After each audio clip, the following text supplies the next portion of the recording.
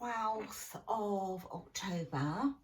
If you're wondering why I'm dressed for summer, I'm not actually dressed for summer, although it is nice and warm indoors. It's because, as you can see, I've had some surgery. Now, if you are new to my channel, firstly, let me say my name is Leslie Ann, and I really appreciate the fact that you've stopped by to watch this video. I'm going to tell you that this is about my journey so far with what happened to me from the moment I broke my left humerus. If you're squeamish, then listen to bits and pieces. It's not too squeamish, but you know, on the other hand, you may be too squeamish to listen to it. And for everybody else, all my lovely subscribers, my lovely friends that I've made with you all, this is just my little update. Okay, so first what I'm going to say, of course I am no health professional. Everything I tell you is just what I've experienced, my own experience, what's happened to me. And of course it may be of some use to you if you're going through something similar, or indeed you know anyone, friend or family member that is going through something similar. You might find that this helps a little bit. Okay, so let me start by saying I'm 63 years old. When I had this accident, rather, I was 62 years old. So we were out, it was on the 9th of August 2019, and it was a lovely evening. And Chris and I just decided to go for a little stroll with our little dogs. And we hadn't got any further than literally round the corner from our road and across the road. A little way up the, what do they call it? It was at the back of the library anyway, where we live. And it's, you know, you can drive up there to get to your garages. It's a walkway. It's, what do they call it? A byway or something? I don't know. Anyway, we were just walking up there, and all of a sudden I felt my toe sort of stub against something, and it threw me forward. So obviously, you know, when you're thrown forward, you're going to try not to go down, but I just went down anyway. So I had clearly like stubbed my toe on uneven surface. Now, since the accident, we've looked at it, and there's because it's like concrete up there, lots of it has all been broken up, etc. Just, I suppose, where cars drive up there, and even the dustbin men drive up there, because they pick up from the front of the houses one day a week and the back of the houses another day of the week. So one lot's recycling, one's household stuff, but you know, I'm like, you know, I'm digressing a little bit, but you can, you know, you get heavy vehicles drive up there. So I suppose over time it's broken up the concrete. So I clearly stubbed my toe on some of the broken, sticking up concrete, and I went down. Oh my gosh, I knew I had done something awful, because the pain, it just hit me, and I couldn't get up. I was crying with pain. Chris was saying to me, come on, let me help you out, let me help you up. I was like, I just can't, I cannot get up at all. I'm just in such pain. I've done something, I've broken something. So he called an ambulance, sort of cutting the story a little bit shorter for you. He cut an ambulance. He called the ambulance. The ambulance came about 40 minutes later, trying, you know, obviously they had other priorities and stuff. So anyway, they got to me about 40 minutes later. By then it started to rain, and I was on the ground and I couldn't get up.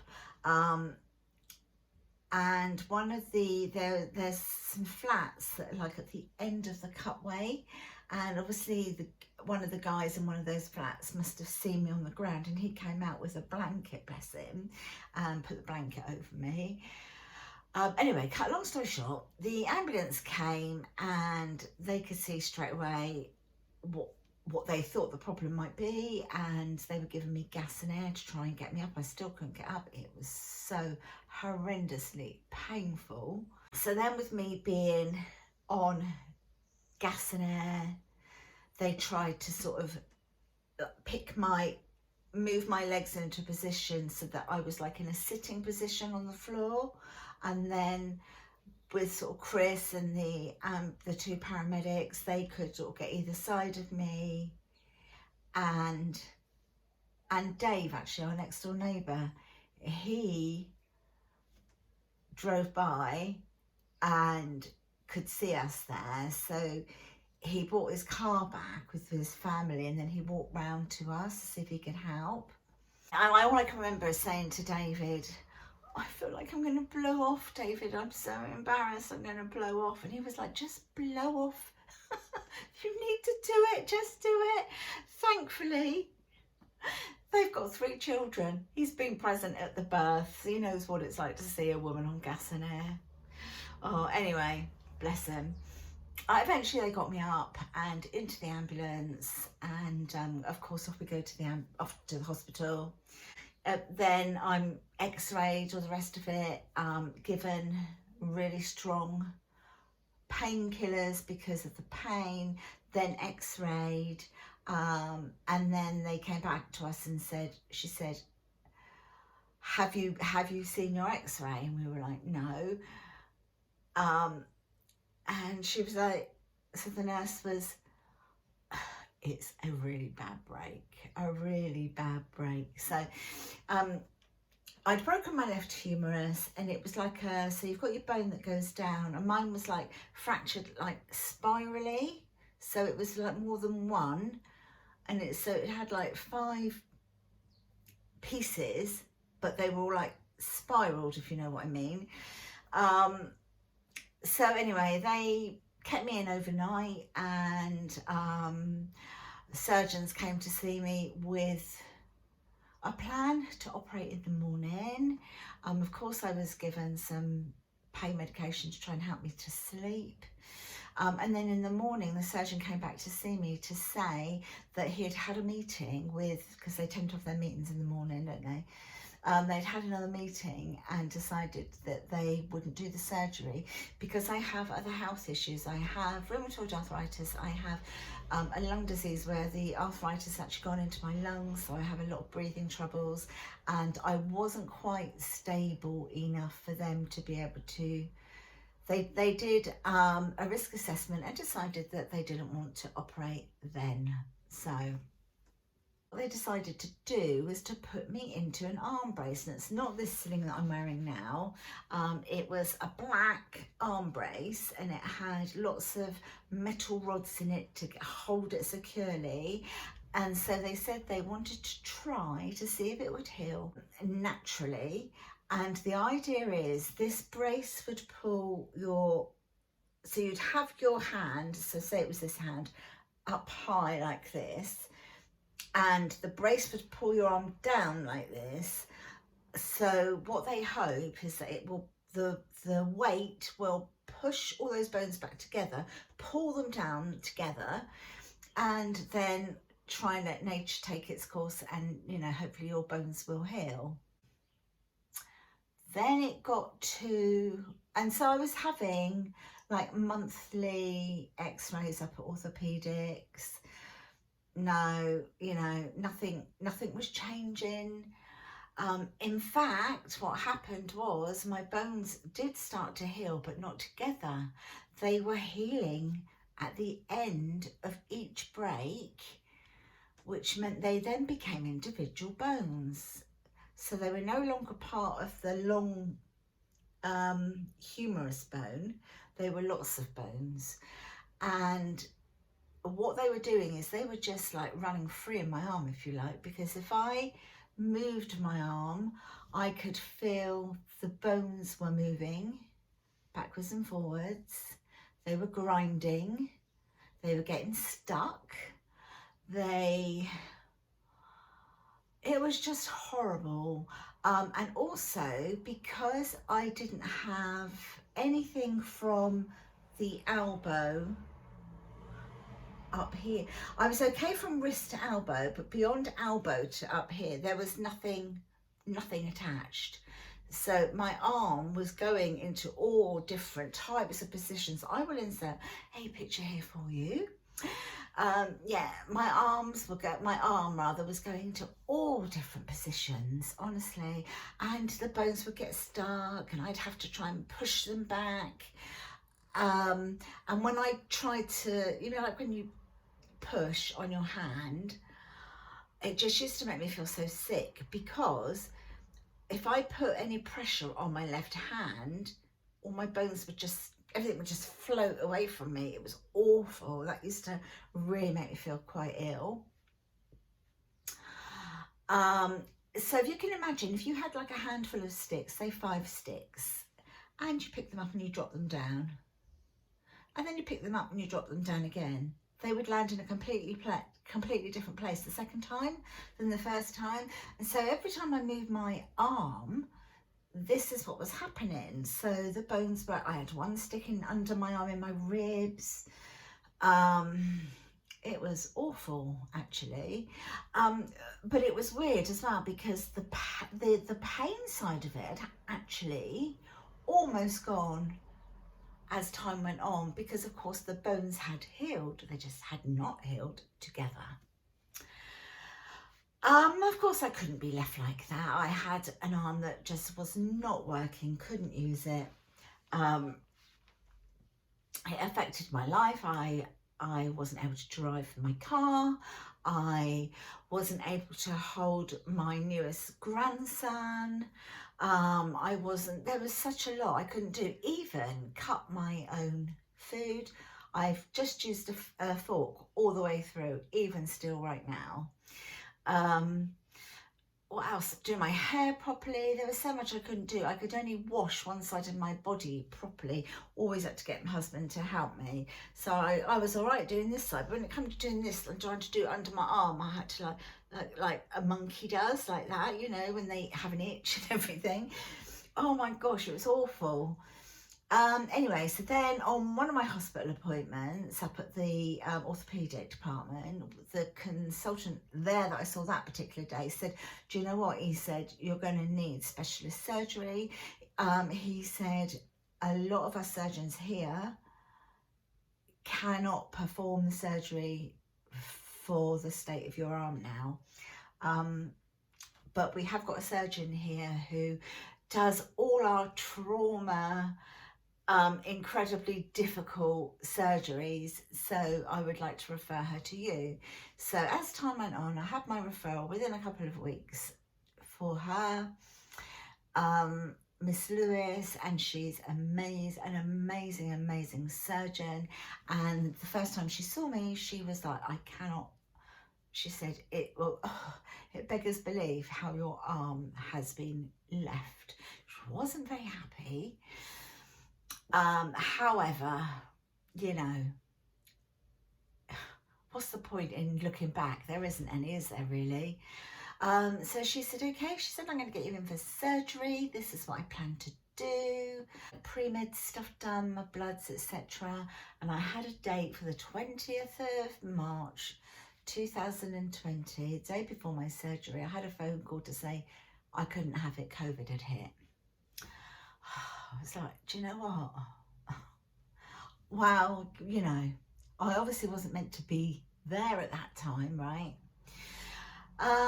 So we are now all this time down the road, and I finally had my surgery on the 6th of October 2020. So broke it on the 9th of August 2019, surgery 6th of October 2020. So long time, long time. So when what I had was, I had a phone call. We were actually out with our dogs on a dog walk with friends, and I had a phone call to say that this was on the Thursday, and I had a phone call to say, could I get to see Miss Lewis on the Monday at the hospital for an appointment? She'd like to do my surgery on the 6th. So obviously, yes, you know, went to see her. And so she had all my bloods done there and then. She did my COVID, my MRSA test, I say my COVID test, and she said, right, you now go home and you isolate and you don't leave your house until you're coming here. She said, you know, nobody in, you're not out, let's keep you safe, get you straight in on the 6th. And she said, and it won't be cancelled, it will not be cancelled. She said, I've got a few patients that I want to do their surgeries before it all comes back and, you know, second spike and it all hits again. And I said, oh, do you think that's going to happen? And she said, yeah, I do. So anyway, so that was it. So I was in on the ward for 7:30. Chris obviously had to say goodbye to me, wasn't allowed in. He was allowed to walk me to the ward, because that was like the more public area, you know, where people get to their clinics. And then when we got to the ward, we said our goodbyes, and then I was shown to my room, and I was very fortunate that I had my own room with ensuite. And when she came to see me, when the surgeon came to see me, she said to me, I said, I feel really lucky to have my own room. And she said, because I've got an autoimmune disease and because I'd been self-isolating, she said, we're not going to run any risks whatsoever. She said, so you're in here. So I said, oh, what are the rules, you know, for masks, etc. And she said, well, you can have your mask off in here. She said, everyone that comes into your room will have their mask on. She said, the only time you will have your mask on is if we're taking you to, when we take you to theatre. So I said, okay. So yeah, she came out and talked to me about it all and about what they'd be doing. I already knew that I'd be having a plate. I already knew that I'd be cut from sort of here, but here, all the way down to my elbow. So it's one big incision, it's one plate that goes from up here all the way down. It has many screws in it as well. The plate is made of stainless steel. She did say to me, there are occasions when it doesn't work. It depends on the state of your bones when we get in there. She also said sometimes the swelling is so extreme afterwards that the skin will blister. If that happens, we will have to put a drain in. So I was kind of aware of all of that, did my consent form, all the rest of it, because I actually had my surgery that day. The anaesthetist came out to see me, talked me through everything. Now, my surgeon, Miss Lewis, had already said to me that I will be having like a nerve block in my arm. I was having the operation by general anaesthetic, of course, but I'd be having a block in my arm to help with the pain post-operatively immediately. Because she said the thing is, she said, where you've actually been relatively pain-free since you've now done it, we're going to put you back into that whole scenario of having just broken it again. Because what they had to do is they had to take the end, she had to saw the ends off of every bone so that it was a fresh injury. So that when it was all screwed and plate onto the plate and everything, and the plate in there, the bones would grow together, they'd graft together, and that wouldn't have happened if they'd stayed all healed over at the ends. Where am I going with this? Oh yes, about the nerve block. So then the anaesthetist said to me, we'll be doing the nerve block before. So when we first get you down to theatre, we will be doing it, you'll nerve the block, and that will take about 30 minutes, and we'll be doing it into the left side of your neck. I don't even know why I didn't even think where that would be. I don't know, I just didn't. I imagined it would be done whilst I was under for some reason, but no. I suppose they just need to know if they're in the right place, and because I had to move my fingers and stuff a little bit. So that was all of that organised and sorted and everything. Obviously I'd had markings on my arm. Then I know I had to get into a gown. Anyway, so that time seemed to come around really, really quickly, and so I'm on the bed, no pre-med, nothing like that. Oh, I just see my shadow here. I hope that doesn't put you off too much. So I went down, and down to sort of like down to the theatres.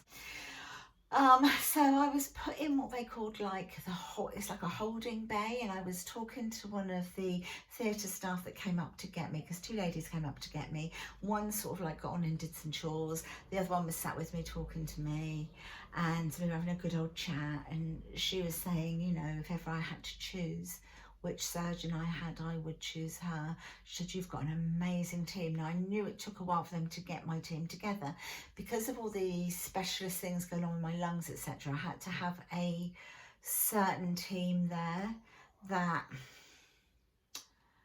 are qualified to do certain things, let's just say. It throws me, it all goes over my head a little bit, but they were just saying to me that they needed to pick a team. That team had to all be available, so you know. Anyway, and then I made her chuckle, because I said, oh, I feel like I'm in the holding bay at IKEA, you know. I think my nerves were kicking in, and I'm one of those people that sometimes if I get nervous I giggle. Like if I see somebody fall over, I know how awful it is, and I'm the first one there to help them. Like, I mean, crikey, I fell over, you know. But there's the nervous side of me wants to giggle, I think, because I worry about what I'm going to find when I get to that person. And so anyway, but because they were still finishing off theatre, getting it ready, that was really good for me, because this gentleman came over, well, a few of them came over, but this one particular gentleman came over, shook my hand and he said to me, he said, oh, hi, he said, I'm Dave. I felt about laughing when he said Dave. I mean, random or odd, you know, to say, oh, hi, I'm Dave, down in operating theatres. He said, I'm going to be assisting Miss Lewis with your surgery today, and that, blah, blah, blah, blah, blah. We had a nice little chat and everything. Went back through my consent form and confirming that was my signature and that I'd signed it that day and all the rest of it. And he said, you know what, it's really nice to actually meet a patient. He said, because the majority of times this doesn't happen. He said, we're usually, you know, scrubbing up and everything, and then by the time we're all gowned, scrubbed and the rest of it, and we go through to do the surgery, the patient is already on the bed, all the theatre sheets all over them, and all you get to see is the part of the body that they're going to be operating on. You don't see the patient, you don't know what they sound like, you don't know what the personality is like, you don't know anything about them. And of course you've got the anaesthetist at the head top end up here with thingies up and everything, looking after you from that end. So they're just like eyes focused on the job. He said, it's really nice to get to meet somebody. And I said, oh, well, that makes me feel sort of so much better, but you will look after me, won't you? You know, nerves feel like my heart was going like this. So he was lovely. And then another one of the anaesthetists, because I had two anaesthetists in there with me.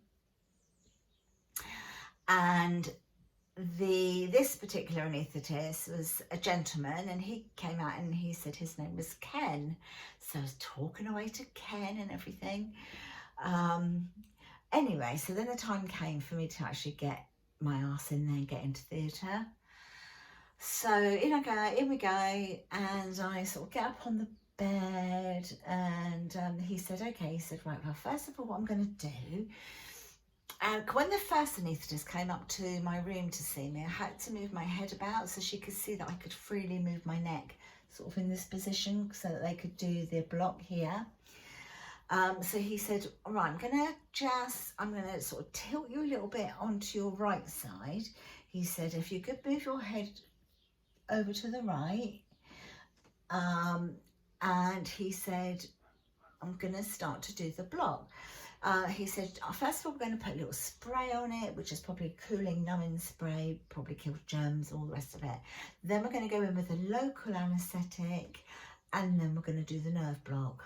And then he brought over like a little monitor, which is what he would be working from. So I could see that quite clearly, because obviously he was up here behind me and the monitor was here in front of me, so I could see it. I couldn't make head nor tail of it, mind you. He was telling me though about it. But before he started, he said, right, I'm just going to pop a cannula in your hand now, he said, and then once we've done the nerve block, he said, I'm going to give you a lovely gin and tonic in your hand, followed by a chaser, and then he's going to fall into a lovely sleep like that. And I was like, okay. But he said, before I do any of it, I'm going to give you a little bit of sedation. So he did that, gave me a little bit of sedation in there. Then he started on the, because he said the sedation helps your body to accept the anaesthetic and the surgery. And so he said, you know, he said it helps you accept the anaesthetic better. So I'm like, yeah, okay, that's fine. So he did that anyway. So then they started to do this like spray, bee sting from the anaesthetic, local anaesthetic. Then I just felt some pushing really with the thing, and then I could see it on the screen here, and I'm saying, and every now and then I'd go, oh, like that, because it would like feel it in an uncomfortable position. And he was saying, well, this is that nerve there, and that's that nerve there, and that like, over my head. But you know, I thought it was brilliant that he was explaining things to me. I guess if you don't want to know, then obviously they wouldn't. But I'm nosy, you know.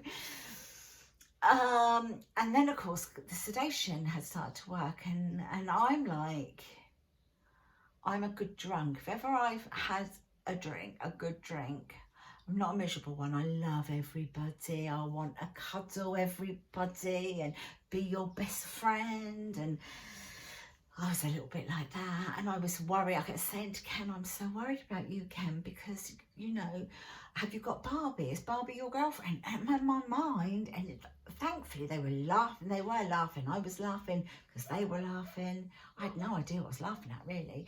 But I just made a connection of Barbie and Ken, and I was looking for Barbie for him in my mind. They were so, oh my gosh, they were so lovely, honestly. His sense of humour was amazing. Then that was all done, and then he said, I'm going to send you off. Oh, right, now it's time for your G&T. Just a little bit of a chaser, he said. Oh, and then he put like the mask, the oxygen on me, the mask, and he said, now you're going to get a lovely smell of swimming pools and armbands and stuff. It did have that, like, that smell to it, you know. And then the next minute, that was it. I was gone. I woke up in recovery with a specialist next to me who was checking on me continuously. You know, you sort of wake up a bit and then you drop off, and you've no idea how long you've been there, do you? You know. But yeah, that was it. And then eventually I went back to the ward. I have no memory at all of going back to the ward. No memory at all. And then sometime later, they were obviously, you know, they keep coming round. And my room was opposite the nurse's station anyway. And they obviously were coming around to do like all your like your vitals and stuff like that. You know, they want to do your blood pressure, etc., temperature, don't they? All the rest of it all the time. And the thing with me is my SATs are always low. They are normally low. And that's what they were, I knew that's what they'd be concerned about. I mean, my SATs were going down to 80, they went down to 82. I was on oxygen right up until about halfway through the following day, I suppose, which for me is very good. But I tend to operate quite normally. I function normally on about my SATs being 92, 93. That is normal for me because of my lung condition. And I think once they saw that that was consistent, they felt happier. That if it went below that, that was more of a worry. But if they sort of hung around that figure, that was kind of fine for me. Anyway, so then I was with it a little bit more. Arm-wise, it just felt, because I said, how long would this nerve block last? And they just said it depends on the patient. Some people it lasts 12 hours, some people it lasts a good 24. That same evening I was getting feeling back into my fingers, but it felt like, you know, when you've been to the dentist and you've had an injection in your gum and you've had work on your tooth, and afterwards you can just touch yourself feeling your gum, but you can't feel it, it's still numb. It was a bit like that, I suppose, a bit tingly. And anyway, so then they started to get me on to some morphine for pain relief, because obviously the pain was coming back. So I was being managed on that for a little while. Again, being the happy drunk. Oh, I had these things on my legs, guys. I'll insert a picture for you about here as well. Had these things on my legs. You know those they're plugged into the bed to like the electrics or something, and they inflate and contract, inflate, you know, like this, so that you don't get any deep vein thrombosis on your calves. So they're working on your calves all the time. And in the night, apparently, I was telling Elsie, now Elsie's one of our little dogs, and she sleeps on our bed, and often she'll get under the bed, you know, into the covers. Apparently I was shouting at her, saying, Elsie, will you keep still? Will you stop it moving by my legs? And I thought that those leg things, massage things, it just felt like it was Elsie down by my legs. They did say that when I came back from theatre, during the time that I was asleep in my room, although they had checked me, they checked all your vitals and everything, they do tend to like try and let you sleep it off, don't they? And I had a little accident. I had to weed myself in bed. Ooh, my gosh, how embarrassing.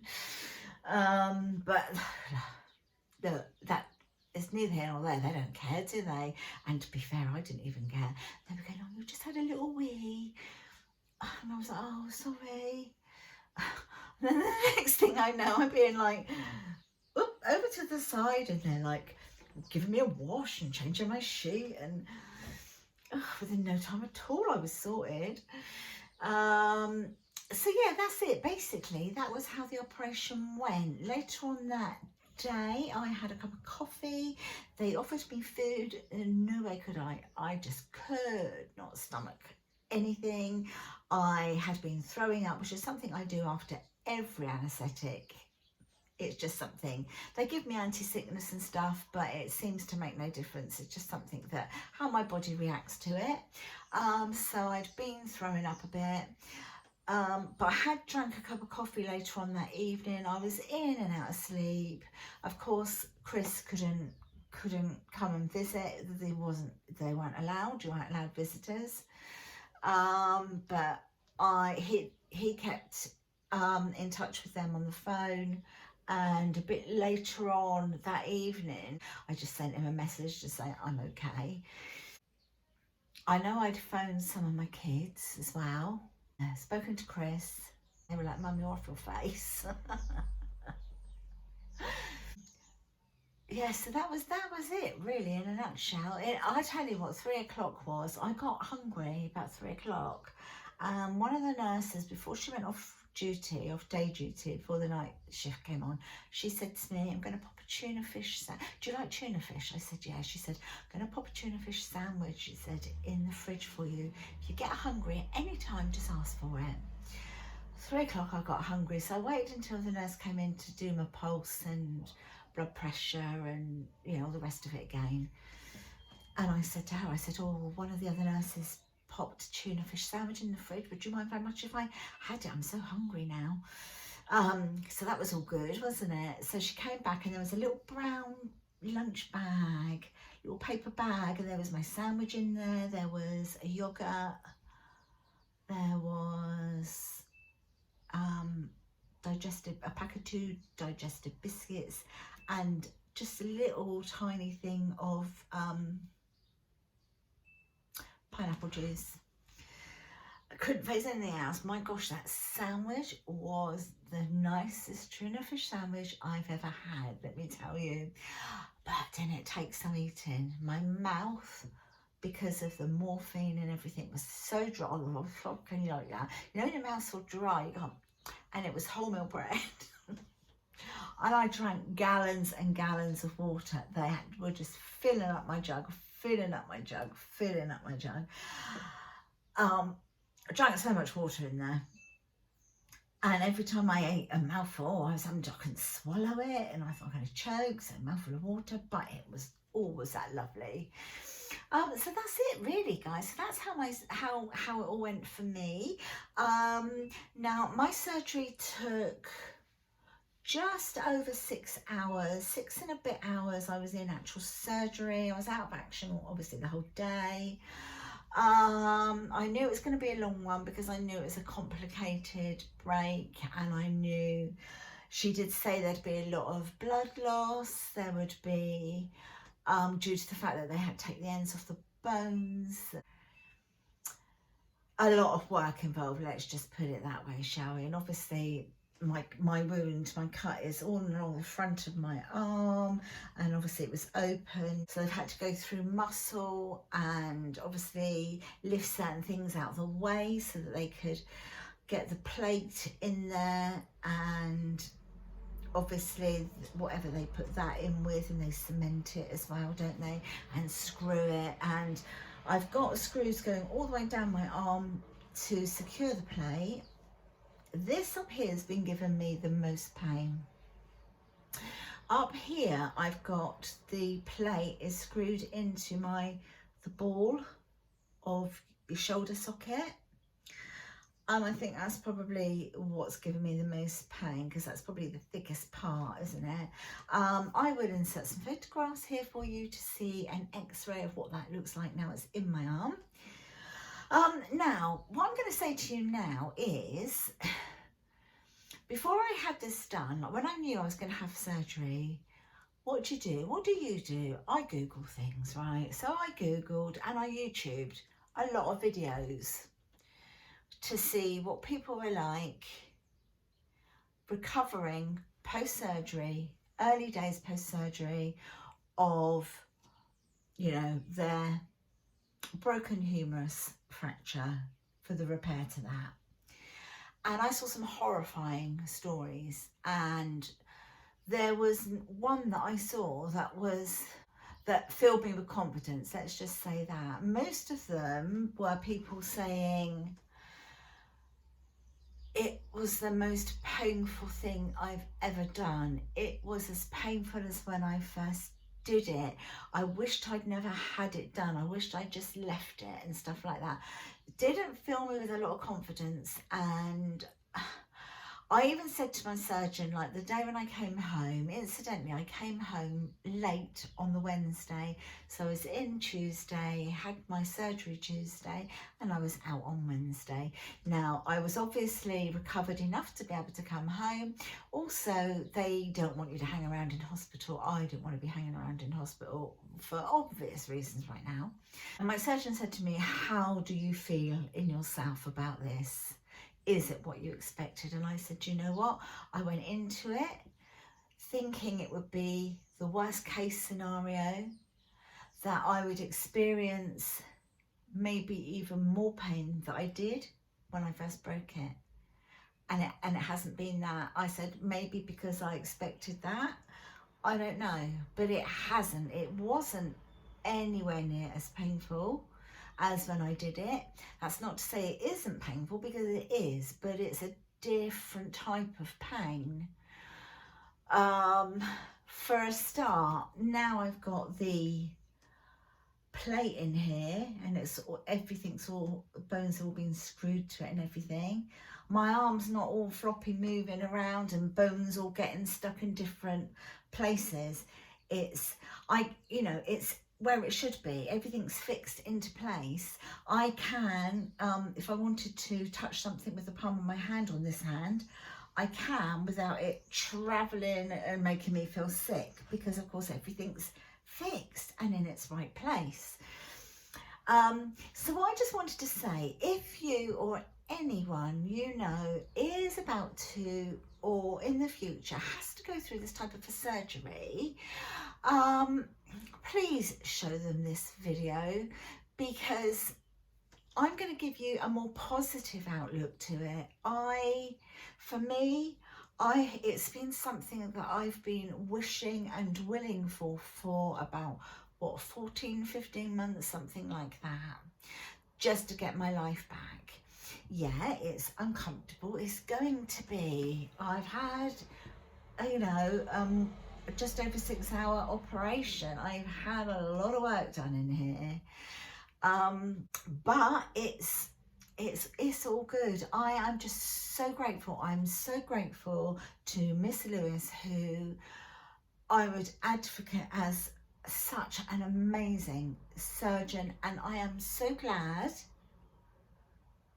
in hindsight that I didn't get it fixed straight away, because had I got it fixed straight away, would it be as good as she's done it? Would it be? I don't know. But she's made a fantastic job of it, and I will be forever grateful, and the whole team were wonderful, as everybody at the QA hospital in Portsmouth is amazing. Yeah, I feel good. I have my moments. Yesterday I felt really groggy yesterday, but I think it's to do with a lot of my medication. I'm still on a lot of pain medication, but also because I do suffer with rheumatoid arthritis and other things. They've had to stop some of that medication. I had to stop some of my medication for 2 weeks leading up to surgery. I've had to stop not allowed to continue with that medication until 2 weeks after surgery. So I'm missing a lot of the meds that help with my joints right now. So I'm, getting a lot of pains from joints I wouldn't necessarily normally have, because my meds would look after that. But all I think, do you know what, it's 2 weeks of my life, and then just get it better. So I go back to see Miss Lewis on the 19th of October. She's gonna obviously undress it. She's going to, if it's healed on the outside, which it should be, she will remove the clips, then send me to x-ray. Fingers crossed everything's fine on the x-ray, and then it will be a case of physiotherapy. I mean, I'm moving things already. Obviously I'm not going mad. I'm just doing little things, like I can move my shoulder up and down. It's quite painful and stiff to do it, but I'm doing it. And I'm constantly moving my hand and my fingers, keeping that moving, because they're the joints I don't want to get stiff. So yeah, it went very, very well. As I say, I have my moments, and I just think it's part of the healing process. Then, like now, I'm fine. I thought, I'm going to get this video out, because I feel okay. But this afternoon, I could just be like, I'm so tired, I need to go to sleep, it really hurts. And I just think that's the way your body copes with healing. If you then become really tired, you sleep, you rest, and that helps with the healing process. So yes, my loves, that is it. A quick infill update chat about how it went. I'm really positive about it. I am so thankful, as I've said, to all the NHS staff. I am so thankful to all of you for all your fabulous messages. I mean, I tell you what, just seeing all those messages, I've tried to reply to some, there are so many, but it's amazing that there are so many. But be assured, I read every single one, and they mean so much to me.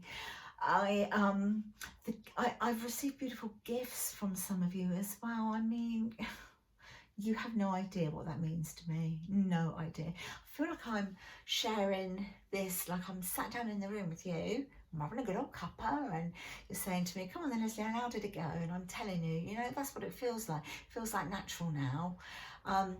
But yeah, I've got this little top on, just a little bandeau top, because for ease, I got jammy bottoms underneath, bottom half, and then this can just be pulled up and I haven't got to worry about bras. I had a t-shirt, like a little vest top on the other day.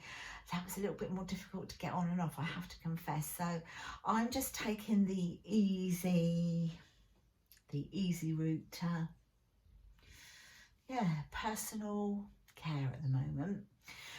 So I'll stand up and show you. Oh. Okay, so as you can see, very difficult to dress up here. So this is like a dressing that's a little bit like skin, they tell me. So this goes all the way down to, I can't reach over there, but down to sort of my ankle. Oh, my ankle. Gosh, I'd have a problem if my ankle was there. If I move that up there, if I can do that, my elbow there. So it's dressed all the way down. And it's got this all the way down, and then it's got this dressing around here, but obviously this area is a bit more difficult to do. So yeah, that's what it looks like. This sling is just for my support, to make me feel more comfortable. When I go to bed, I have to put a cushion next to me to put for the whole of my arm to be sat on, to help to support it, and then with another cushion underneath my hand so that my hand is up. So I'm like that on the cushion, okay, on the pillow, and then another one where my hand is like that to stop any swelling. If you like that, you're going to get swelling. Up like that, you're not going to get any swelling. So that's what I do with my hand. Right now we are sleeping separately, Chris and I, so that I can have the middle of the bed and just have as much room and be comfortable. Also then I've got room to the side of me to have the pillows for my arm. And Chris is in the spare bed. We've got a double bed in there, so he's okay, which means he can sleep better, because he would worry that he'd lean on me or roll over on me. So this way I'm comfortable, I'm not going to be knocked or anything, and Chris is okay in that room in there because he can sleep. He doesn't have to worry about disturbing me. So yeah, that's just how it is at the moment. So I want to do this catch up, but please share if you know anyone that's going to be going through this, then please tell them don't despair, because there are some horror stories out there, and it could be perfectly, I'm not saying that's not true, it could be perfectly true for that one particular person. Maybe it depends on how you manage pain. I have got a really high pain threshold. And actually, Chris is always saying to me, "But you stop telling them how high your pain threshold is, because you're not going to get as much help." And but I don't need it. I'll take it if I need it. I'm not a martyr. But yeah, I wanted to do this catch up with you, and I now need a drink, and I can feel my eyes are starting to go a little bit. I'm starting to get a bit tired now, so I've put a load of energy into this. And thank you so much, my lovelies, for watching all of my videos and my progress. I probably won't come on every day and do a progress thing now, because at the moment it's kind of a bit samey, but now I've got the whole sort of experience out there to you. I'll probably pop on every sort of couple of days, or just on my normal uploads, which I tend to normally upload Monday, Wednesday, Friday. However, it's Vlogtober at the moment, so I've tried to get a few more out. So I'm going to just see how it goes. Okay, so just look out for some videos. You might see some extra ones because it's Vlogtober. I hope you've enjoyed this video and my little update. If you have, please give me a nice big thumbs up. That helps my channel out. If you haven't subscribed, I'd love you to. I'd love you to subscribe to my channel, and I will talk to you all in my next video. And again, thank you so much for supporting me. Thank you. Talk to you in the next one. Bye, my lovelies. Bye.